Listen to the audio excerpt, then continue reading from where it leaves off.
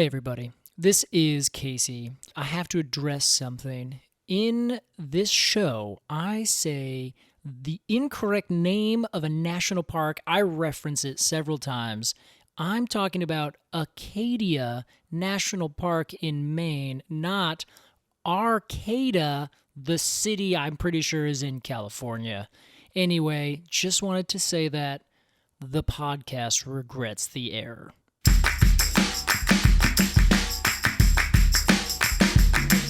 Hello, everybody. Welcome to Completely Arbortrary, the podcast about trees and other related things.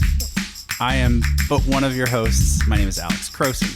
Hi, everyone. I am your other host, Casey Clapp. Yay. What's up, Case? Oh, man. I'm drinking some Love Kombucha right now. Oh, yeah. That's by Dr. Brew. Brew Doctor. Got it mixed I don't up. think he actually or she has a degree, but I don't know. Brew Doctor. Brew Doctor. Sounds like a 90s hip-hop artist. It kind of does, you know, just like Fungal Associates. Yeah. Brew Doctor and the Fungal Associates. Oh, man. There Now it is. we're talking. Come on. Where are you, Andrew Bird? Get that going. It's your bird. Why'd you choose him? Because he's like been a band leader in a bunch of 90s Oh. semi-pseudo-ska bands. Okay. I've also been listening to him a lot lately. He's in your mind Yeah. scape. He's great. And Yeah, he's awesome. everyone should listen to our other podcast where we just talk about music and what we're listening to at the time. It's dropping here sometime. I'd like that. I would too. We'll make that like maybe a side episode where we can just be like, hey, everyone who you pay $5 at our Patreon, and then we'll give you nothing but music podcasts. Yeah, people would definitely love that. He says convincingly. How are you, Alex? I am doing quite well. I'm having a good week, getting a lot of stuff done. Christmas, we just had holidays here. That's just came right. over. I'm wary to mention Christmas because this is something I haven't talked to you about. I guess we might as well talk about it now. Oh, gosh. We're time stamping these episodes. Oh, God, you're right. So our last episode, we said yesterday we announced our podcast. That's when people true. hear that, it's going to be damn near a month later. Whoops. Oh well, it's not a huge deal, but it might ruin some immersion. We're just gonna have to keep going, just barrel through like nothing ever happened. Yeah, but that's a new rule here at Comp Arb Pod.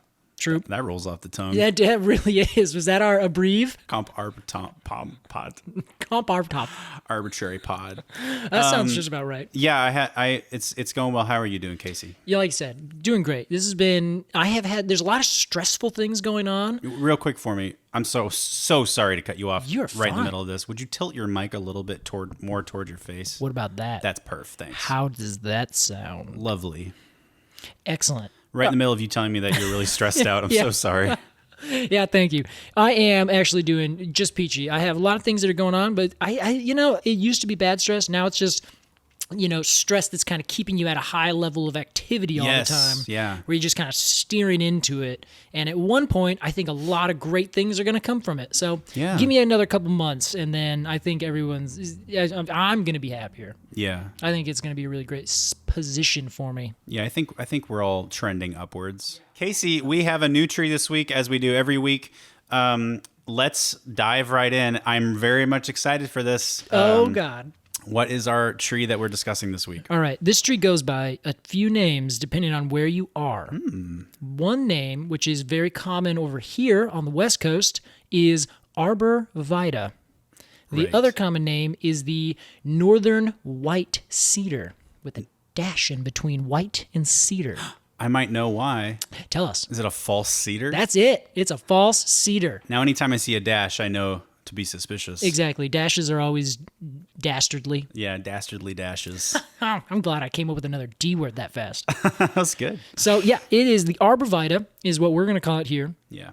Thuja occidentalis. Say that first word again. Ooh, Thuja. Thuja. Thuja. I thought it was Thuja, ooh.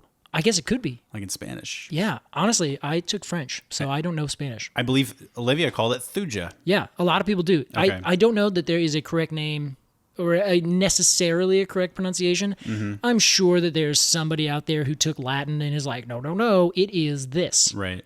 But I always like Thuja. Those people are not us. No, they are not us. No. And whose podcast is this? Gosh dang it. Our normal thing, what's kind of canon now is when I say, okay, Casey, you're walking through the forest and you see one of these trees. However, am I correct in assuming that these things are not found in forests necessarily? Yes, correct. Or at least over here, in the northeast, over in Maine, Arcata National Park, anywhere over in the sort of northern eastern side of the United States, southern Canada, you will find them in the forest sparingly. Okay, so let's say you're walking through the suburbs of West Lynn, Oregon. What do these things look like? These are the really tight hedgerow trees that you see planted around the outside of anyone's yard. Yeah. One 30 inches away from the other on center.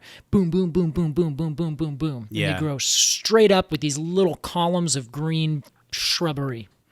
They remind me of like when I picture an arborvitae, I picture them in a row on a like a oh my God, what's that called? A retaining wall. Yeah, totally. Like, you know, at your mom's house. Yeah, they're so classic. Like my cousins had a bunch. Well, my aunts and uncles still live there, but they had this big hedge in the back, and I remember you could run behind it. It was so big, like between the fence and it.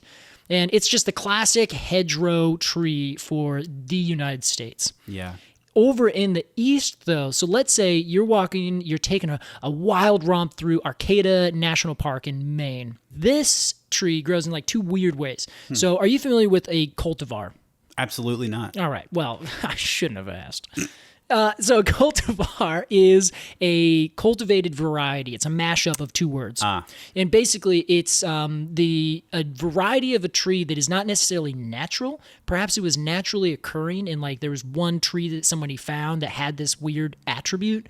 They capture that tree and they take cuttings of it and they propagate it and they make it into a new variety. Okay. So usually that's how we get like weeping trees or trees with really weird attributes. Either they're weeping or they're really skinny and upright or they have different colored leaves. The Japanese maple is a great example where there's like 3 trillion different varieties. They're all the same tree, but they all have these weird different things. So cultivated variety in this case for the Arborvitae, the most common one you see is that really skinny, tight growing one that is very straight and upright. Yeah. Over in the east, though, they actually grow as trees, and they get to like a pretty good size. I think I've been reading commonly between like 50 and 80 feet tall. Whoa. Which is pretty big for an Arborvitae. I can't imagine one taller than 8 or 10 feet. No, I've seen one, I think maybe about 30 or 40 feet tall. Shit. Do they grow straight up like they do? Oh, well, if they plant them over here, yeah, because no one plants the normal Arborvitae over here. Yeah. Which is so sad because they are... I think if this episode would be going a much different direction than it's going to go. Spoiler, than if people planted the normal northern white cedar over here rather than the Arborvitae. Really quick, I'm gonna Google the northern white cedar. Yeah, it's the Thuja or the Thuja occidentalis. There you go. That's the right idea. Okay. Yeah, it looks like a college campus tree. Yeah, it's really closely related to the native one that we have over here, which is, some people call it the giant Arborvitae, which is Thuja placata, the western red cedar. Now, Casey, I'm going to spoil a little bit here. All right. I know that you fucking hate this tree. I hate Arborvitae. I hate it so much. And I'm so excited to find out why, because I have almost zero opinion. Actually, I might have a trending positive opinion really on this tree, because all right. We had them in my backyard when I was a kid, and when I Googled it, I immediately had a sense memory of playing like behind the Arborvitaes. You're kidding me. Yeah, no. Oh man, I hope I don't ruin that. Do other people have that, do you think? I would think so. I mean, especially people on the West Coast, maybe not the Northeasterners among us. Oh, I wonder what they think of it. Like, I'll ask some of my Maine friends, Maynards, and be like, hey, what do you think about this tree? We have to have the objective part first. Just the facts. Just the facts. So this is the eastern white cedar, otherwise known as the Arborvitae, Thuja occidentalis. Occidentalis means western. Oh, okay. Yes, from the west, in fact. Okay, but it's an eastern All about perspective, isn't it? Oh, shit, man. Yeah, yeah. Now we know who named this tree. Certainly not an Oregonian. Oh. Yeah. So it's Western if you're from Europe. Oh, I see. Mm-hmm. So it's named by a European? Yeah, it was named by, actually, Linnaeus. It was the guy that started the scientific naming of things using Latin binomials. Oh, the OG. Just that. For those of you who didn't see, Alex's face was completely blank because I think I used like 30 words there that he's like, I have no idea. What is a Latin binomial? What? No, I'm following. You're the best. Well, was this guy pre-David Douglas? Oh, yeah. Because he's the only person who names plants that I know of. Which is not unreasonable. He's done a lot. Yeah. So the biggest problem that we run into is between common name and scientific name. Okay. So depending on where you are, we would call it Arborvitae. Some people in Maine would call this the eastern white cedar or the northern white cedar. Mm-hmm. And then other people elsewhere might call it something completely different. Right. So if you are in Australia and you're trying to wonder what this plant is, I'm in Oregon and we're trying to communicate about it, then we have developed, we being humans, a Latin scientific term for every single living thing. And so the Latin binomial is the genus and the species or specific epithet. Together they create a species. It's like the common tongue that we can all understand. Yes, exactly. Yeah. Cool. So Linnaeus is the guy who started that entire whole process. And he decided we're going to do this and we're going to do this. Genus, specific epithet, together is the species. Oh, okay. So when he started, this was in the late 1700s or the mid 1700s. So people would send stuff to him, but we didn't know all the plants in the world. We still don't know all the plants in the world. Yeah. But he started it, and so if it was one of the first things when he said, I think I'm going to do this, then he took all the plants that he knew of, gave them names, or gave them names that somebody else would have. And before that, it would be like Thuja, and then all the different words that would describe it in Latin. So a Latin name would be like 16 words long. Oh. Like, the Latin word for evergreen and from the West and this kind of species with this kind of fruit and this kind of this.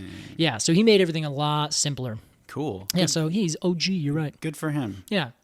Well, he's the one that named it, and he's from Europe. So he's like, all right, it's the Western version of this tree, I see. you know. And so it has scale-like needles that are pressed to the stem of the twig. They're oppositely arranged on each twig, and they grow to be, like I said, about 80 feet tall or so. And then they have these adorable little cones that look like little rosebuds that grow upright. And they're in these little clusters on the ends of the twigs. I now You remember. them? Yeah. They were really adorable, weren't they? They are, but I don't like those scaly needles. No, why don't you like them? They're little snakes. Like they do remind me of snakes. You know why I like them? Why I don't like them? Excuse me. Tell me. Is because if you rub them one way, Yeah. they're nice and smooth. Oh, I see. Yeah. And then if you go the other way, you cut your fucking hand. Yeah, and you're just like, I hate this tree. Now it smells bad too, and it puts a little. Yeah, I guess you get the smell. I actually kind of like. What is the smell like? It's very cedary in the sense of like citrus, and it has like if you cut the wood, it's got that sort of like fresh cut cedar plank kind of smell to it. Okay, cool. Yeah, so it has this very aromatic wood. If you cut into it, it also has if you crush the needles, they have a. It's kind of like not a turpentine, but very citrusy kind of smell. You know, like anything you get with that Christmas time sort of scented pine cedar sort of thing. Yeah. Okay. You know, if you ever have a candle, it's going to be the green colored candle. I bet if you gave me a piece of Arborvitae and I smelled it, I would probably trigger a sense memory. Oh yeah. Well, well, we have one outside. I'll go grab one. Hold on. Should we actually? No. All right, we'll do that, and then maybe we can edit it back in. That'd be fun. Yeah. All right. So I think that's about it in terms of describing it. Everyone in the world, everyone in the United States has seen this tree. Yeah. If you live like above Arizona. You may just not know it offhand. Yeah, because it's that hedge tree that you most of the time see growing in a place that someone plants immediately. They plant it too deep. They want a big hedge as fast as they can so that no one can see them. They're super private. And then half of them die. You're I'm sorry, I'm getting a little passion. Nice. All right. Let me ask you this. Yeah. I don't know if you know this, so I hope I'm not setting you up to fail here. Well, They're great. Like I know them as like the great American hedge tree. Okay. When I think of hedges, I'm thinking Britain. I don't know why. Oh, yeah. Well, they had Britain has hedgerows. a lot of hedges. Yeah. A lot of hedgerows. The first quarter of the Fellowship of the Ring, the book, is all descriptions of hedgerows. That's why I love that book so much. All of them. But here's my question. All right. What kind of trees are they using for hedgerows in the UK? Oh, okay. So in the UK, they use a lot of really common species. We call it mountain ash. Over there, they would call it the rowan tree. Ooh. And the rowan it's a gorgeous little plant. Sorbus is the scientific name or the genus, and I have to say that because in Australia they call eucalyptus mountain ash. So mountain ash, and again, common name, it means nothing. What I'm learning here in this episode is that naming trees is a wild world. It's obscene, man. Yeah. It's crazy. It works out really well, but sometimes it gets just so confusing. Yeah, that's crazy. So they also have like hawthorns, and there's a couple plants, I can't remember, they call them like hedge apples, but it's kind of like the scrappy trees that don't get very big, that kind of, if you cut them, they'll sprout with a bunch of thorns and be really kind of pokey and shrubby, and they don't grow very tall. They're kind of the understory trees, and then every now and then you'll get larger trees that would grow up over the top. But the hedgerows were strictly there to help keep wind down. We do a lot here in the United States in the Midwest where we'll put big rows of tall trees, and that way if wind is blowing through, it's not going to erode all your soil. You remember the Dust Bowl, right? Yeah. Yeah, that was because of a huge drought and then followed by a huge windstorm. And we cut down every single tree, and we dug all the earth and got rid of all the plants. And then we tried to plow it. And because of the way we did that, we just created a bunch of dust, and it all got blown, I think, into like the Gulf of Mexico. No kidding. Yeah. So the hedgerow was a practical. It was very practical. And it also kept people and delineated where your land was. Right. So once you cross that hedgerow, you're in Farmer Stewart's land. That's more how I think of it. It's like a cheap wall. Yeah, exactly. So a lot of times they would put really pokey or encourage the growth of pokey plants so that no one would come across in it without getting quite cut up by it, like a hawthorn or something like that. We talked a little bit about blackberry bushes last episode. That blackberry bush might be a good hedgerow tree. Yeah, except it'd probably then take over everything else around it too. Oh, come on. Yeah, well, okay, we can at least... What's the problem there? No, Hey, more blackberries, baby. Only good one time a year. But they're so good. I don't want to get on a blackberry ranch. No, We're that's talking about Arborvitae. Wait, how many rains can we have in one episode? I think we're about to find out. We're about to find out. Well, yeah, it's great. I think in France they also use the Lombardy poplar, which is like this tree that grows straight up. Like almost every single twig aims as straight to the sky as it possibly can. I think I can picture that in my head. Yeah, you've seen 100 of them, I'm sure. Yeah, I wonder what it says about a culture like the hedgerow tree they choose. Ooh, that's a good question. I wonder if there's I don't know if anyone's ever studied this. Any sort of correlation there? Yeah, I'm gonna think about this. Hey, let me put this one to the listeners. Yeah. If I know we have a lot of forestry people who listen to us. If you happen to be, Casey, help me out here, a forestry I was gonna let you do this. If you happen to be a forestry person who deals with hedgerows at all, and you happen to know why we choose certain trees as hedgerow trees, shout at us, Arbortrary Pod. We want to know. Yeah. I need to know. Yeah, we both would love to know. Yeah, and then I'll tell you, we can figure out what the ecological and cultural differences are. Because I bet you a lot of people actually use them for wildlife habitat here in the United States, as well as buffers for like streams and things like that. Oh. So if you have a stream and you don't want all your chemicals and things going into it, back your farm off just a little bit, let a big hedgerow of whatever grow, and then it helps to filter any of the stuff that's going down towards the water. Creates habitat, keeps the water clean. Interesting. Yeah, it's a great move. Cool. Yeah. But we don't use Arborvitae for any of those things. No. It's useless. I'm sorry, I said it. It's useless. Wow, our first useless tree. Okay, I don't want to say useless, and you know what? This is a two-sided thing for me because I've been to Arcata National Park in Maine. It's delightful. It's beautiful. The trees are incredible. But over here, Arborvitae is awful. And here's my biggest thing. It has It grows straight up. It's really small. They die really easily because we mass produce them like crazy. So the idea is you have an arborvitae that you find in the woods. It is a tree that grows straight up, and you're like, wow, this would be a great hedge tree. Okay. And then you take a little cutting off of a branch, and then you plant that, and you get that, or you grow roots from it, and it grows into another tree. You make a new arborvitae? Yeah, exactly. Okay. Now, some of them, these arborvitaes, if you crossbreed them, like pollinate them, and now you get a new sexually reproduced tree, it'll have the genes of both parents, right? Okay. So then you can have, if the genes for the upright tree will continue down through the next generations, then cool, you got a new variety of tree that grows straight up. However, if you don't do that, if the seeds don't work, and every time these, you have two parent trees interbreed, it always goes out like the non-upright tree, for whatever reason. Okay. Then you can't sexually reproduce them because the genes don't follow through to the next generation.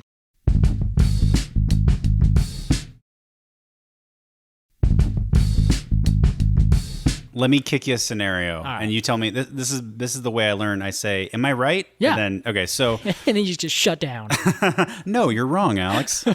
So let's say you breed literally 1 million arborvitaes. Yeah. Arborvitaes? Arborvitae. I think it's already plural, yeah. Yeah, I like that.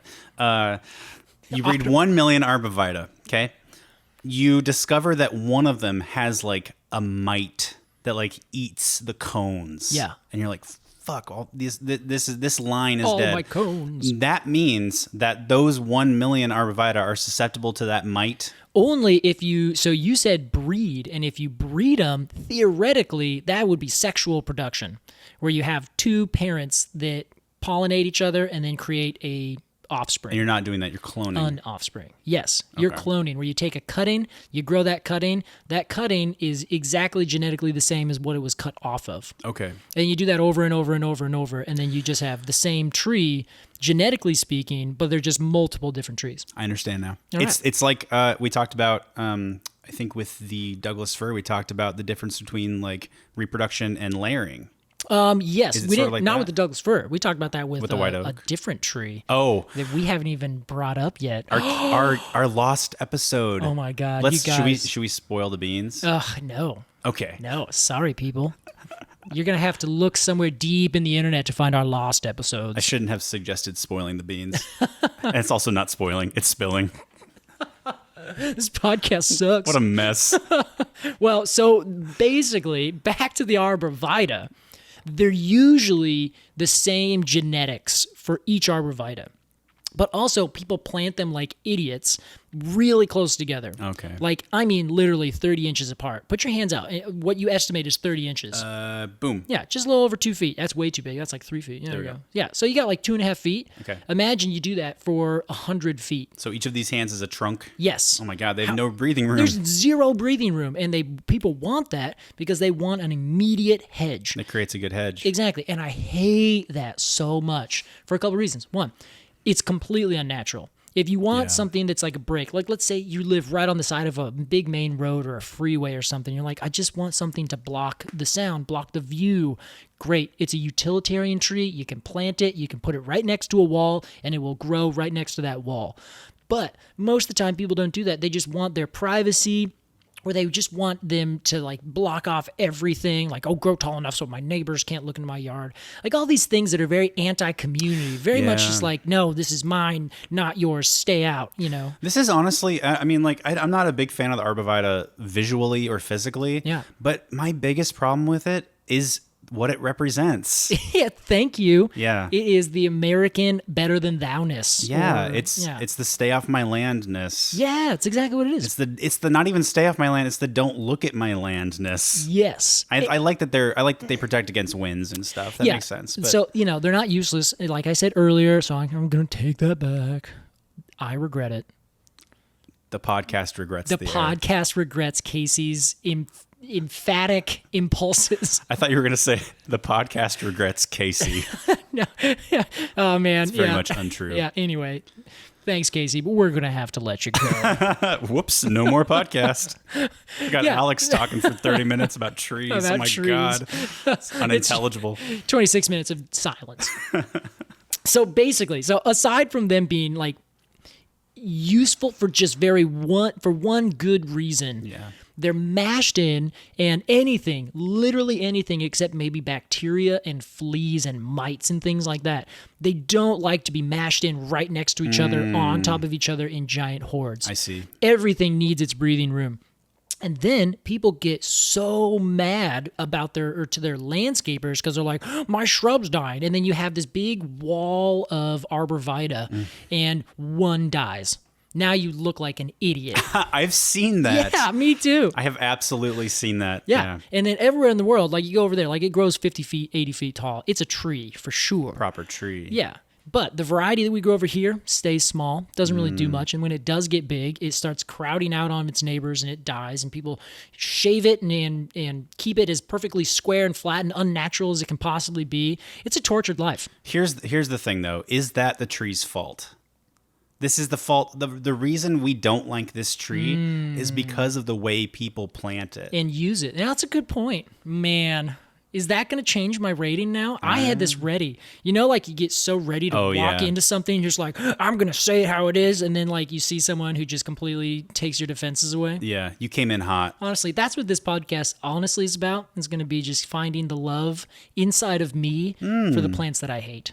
Wow, let's Great work. Let's write that down. Yeah, let's do. That's the new. That's going to be the new slogan.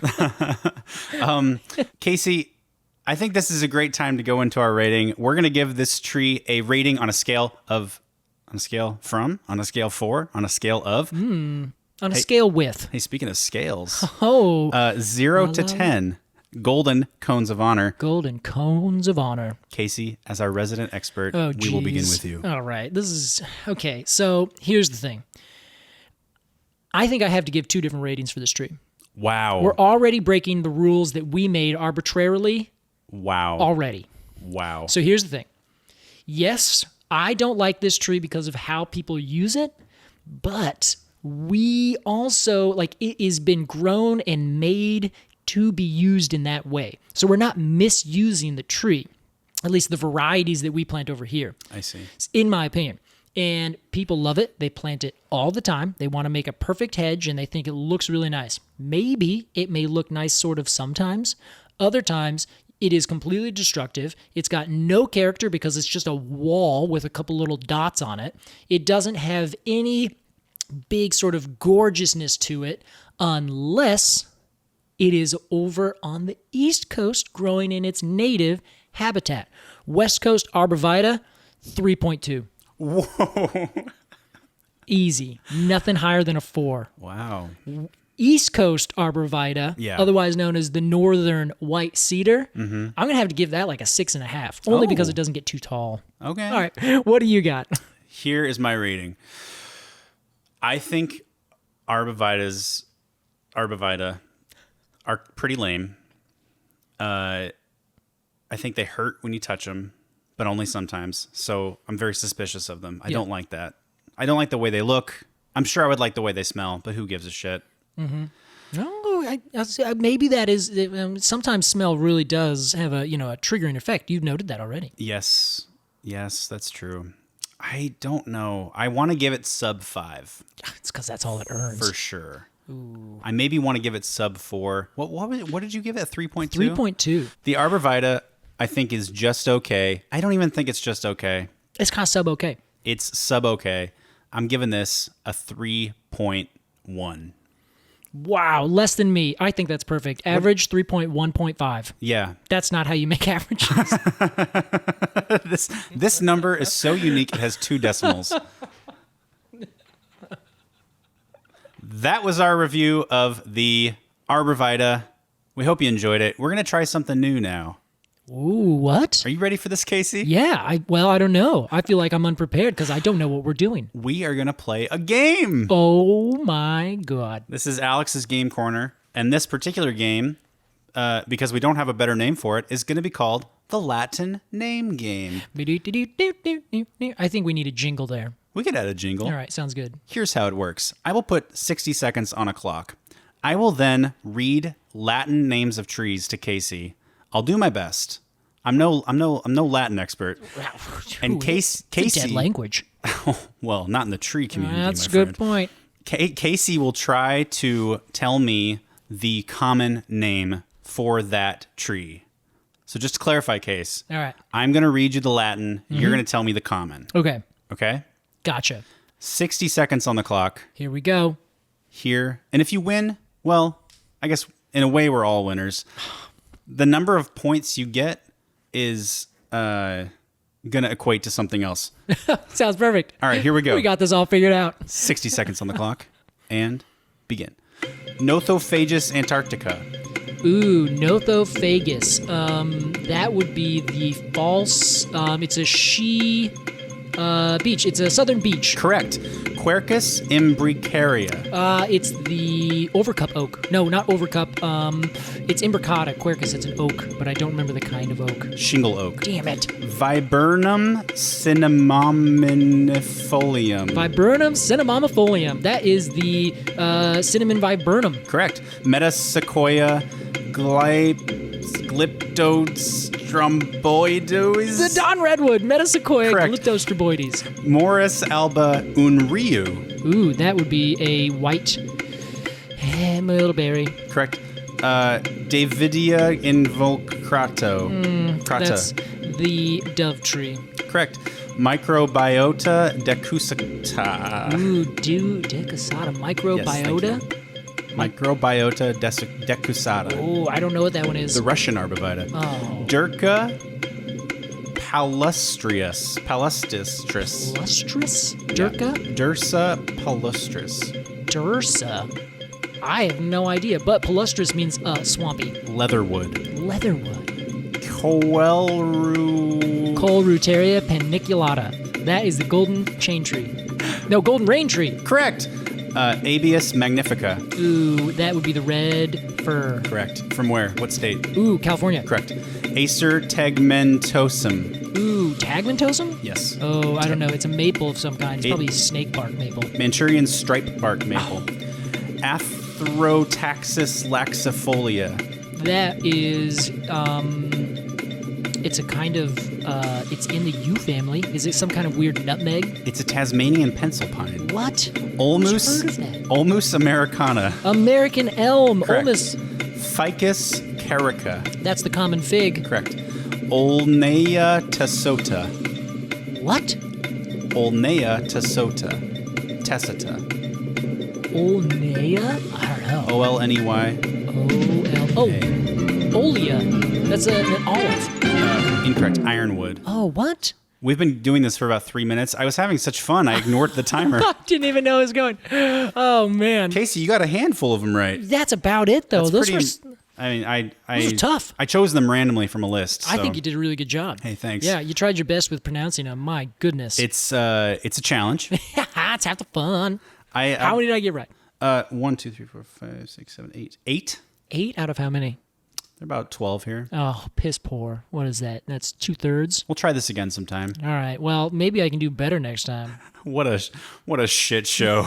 All right, Casey, let's move on to our completely arbitrary Q&A. Who is our question from this week, and what is their question? This is the question. It's from Mandy Arena.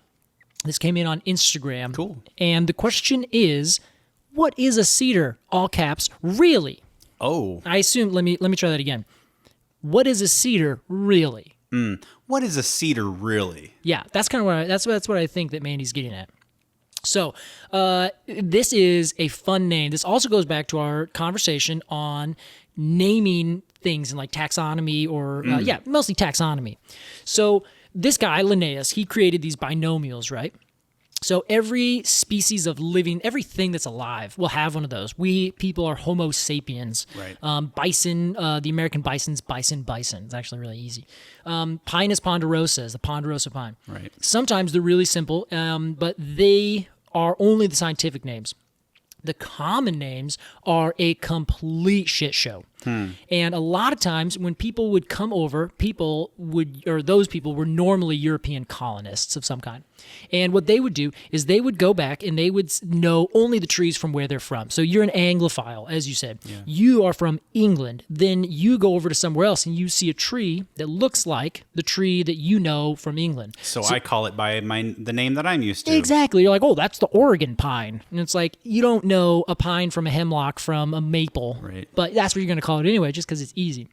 So that's what you write down in your book. Someone then reads your book and then writes about that. And then they say, oh, we're going to describe this scientifically and we're going to, blah, blah, blah. And then it becomes they give it a scientific name. The scientific name puts it, say, okay, well, it's actually a hemlock. It's in this family and here's the scientific name. But because people have been calling it by whatever it is that you wrote down hundreds of years ago, they're still going to call it that weird other name that's not that. Okay. So when we were talking about the Douglas fir, we had that dash, or just in this episode, the Arborvitae, or the northern white cedar. Right, white hyphen cedar? Exactly. Okay. So that makes it a false cedar, right. And with the Douglas fir, of course, a false fir. So that then begs the question, what's a true cedar? What's a true fir? Anything like that. So there are trees that are called cedars and have been called cedars for millennia. They are in the genus Cedrus, Cedrus. I like it. There's the cedar of Lebanon, the Atlas cedar, the deodar cedar, the Himalayan cedar. They all grow down in sort of the Middle Eastern and North Africa, Caucasus Mountains kind of area. Okay. Those trees are cedars, and they have needles. They're in the pine family that come out in these bunches, and they have cones that grow upright and they disintegrate all the time. Instead of falling apart as a whole cone, their cone scales fall apart piece by piece. Interesting. That's a true cedar in the genus Cedrus. Okay. For whatever reason, when people came from Europe over to the Americas and they found other trees that had, if not wood properties, at least kind of smelled like what a cedar would smell like from back home, they then said, oh, well, this must be some other kind of cedar. So we're going to call it the eastern cedar or the western cedar or this other kind of cedar.